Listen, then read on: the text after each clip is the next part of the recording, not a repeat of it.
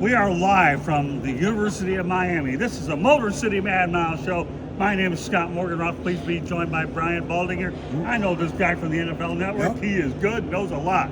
Anyways, we are here to watch the Miami Hurricanes pro day. And what are your thoughts about the fact they got 20 Miami Hurricanes here in action? I think when Mario Cristobal took over the program, I think 3 years ago, I think there was one person. Now they're at 20.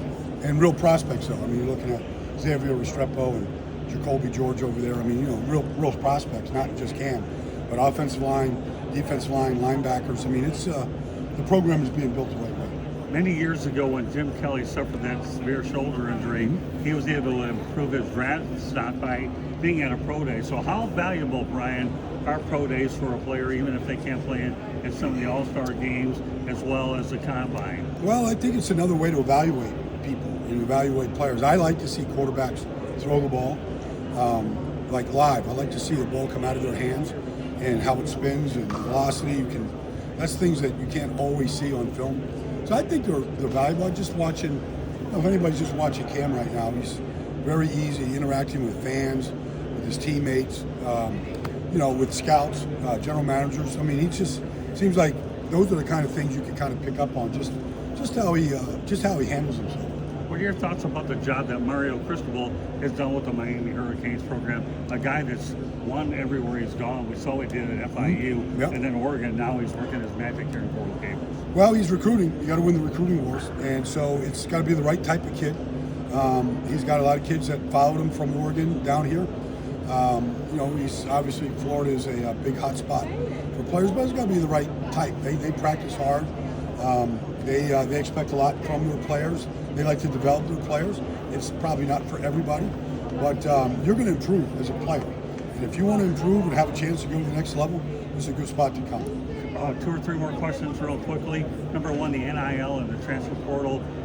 How big are they in your mind in terms of what they have done to change the landscape of college football? Well, I can't believe the type of money that's being thrown out there.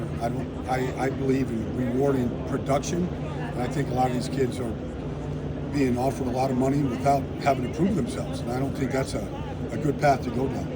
And let's talk about Cam Ward, obviously the main event. I almost feel like I'm at a boxing match, right? The main event of the day. Cam Ward. So the feeling is that he'll be the number 1 pick with Tennessee unless they elect to move the pick. I saw him play a lot of times last year. I think he's pro ready. What about you? I think he could have come out last year at Washington State, and he elected to come here. I think that helped him. I don't know that he would have been at the top of the draft last year. So staying in school, taking another program on, and doing what he did, getting off to that 9-0 start, I think it really helped his stock. And I do think that he's solidifying himself as that number 1 pick. One guy that I've worked with a lot is the guy by the name of Xavier Restrepo. What are your thoughts about the potential that Xavier Restrepo will have as a wide receiver? Naturally, we know where the league is going in terms of passing. Yeah. Well, I mean, I think he's a real prospect. I mean, you just watch him, his route running, you know, his toughness. You look at the way that he's built; he's very sturdy. I think he's got a, you know, we saw Ladd McConkey come in last year from Georgia, kind of similar type player, and just you know, do wonderful things for the Chargers. In the right situation, I think he could have immediate success. My final question, Brian, and that's this: there's 20 guys here. Are there any potential people that you've looked at on that list that could stand out and be on an NFL roster? Oh yeah, quite a few. But I mean, Jalen Rivers at offensive line can play basically center, guard, or tackle. Like he had a good Senior Bowl. Like I think he's going to be a real good player in this year.